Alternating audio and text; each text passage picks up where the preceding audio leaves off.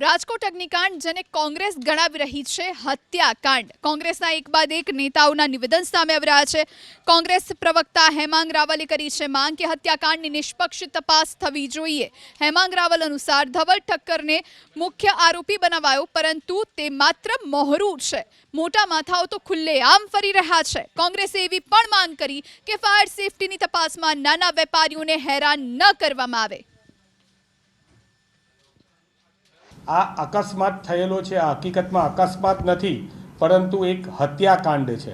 આની અંદર સંડોવાયેલા તમામ ઉપર એફઆઈઆર કરવી જોઈએ, એમને સસ્પેન્ડ કરવા જોઈએ। તો શા માટે એમના નામ એફઆઈઆરમાં નથી આવ્યા?